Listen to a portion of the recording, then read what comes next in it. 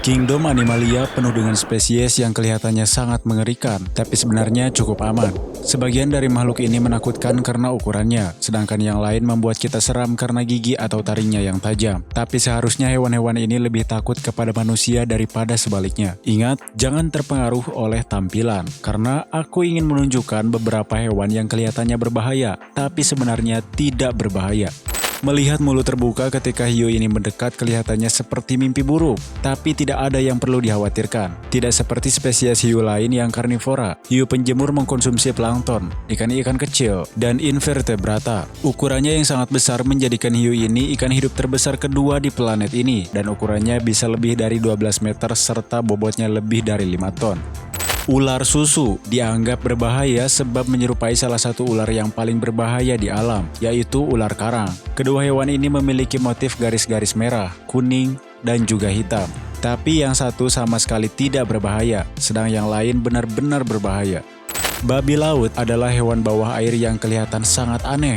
Bentuk makhluk kecil ini mirip lokomotif, dengan kaki menyerupai tabung untuk bergerak. Banyak orang menganggap babi laut menakutkan karena tampilannya yang tidak wajar, tapi makhluk ini cuma makan dengan mengekstrak partikel organik. Ini adalah jenis ikan pari terbesar di dunia, dan ukuran melintangnya bisa mencapai 7 meter. Meskipun ukurannya besar dan tampilannya ganjil, bagi kamu yang hobi menyelam tidak perlu khawatir, karena mangsa hewan ini berukuran kecil, seperti plankton.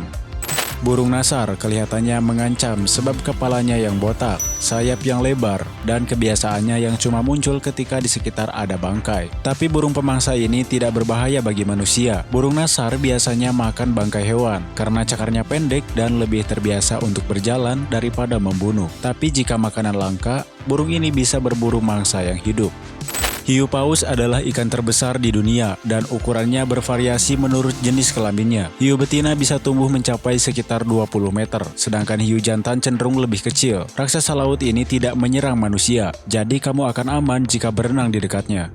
Panjang serangga menakjubkan ini mencapai 17 cm, sehingga menjadikan hewan ini salah satu kumbang terbesar yang ada. Meskipun tanduknya terlihat menakutkan, serangga ini tidak berbahaya karena termasuk herbivora yang makanannya sebagian besar adalah buah.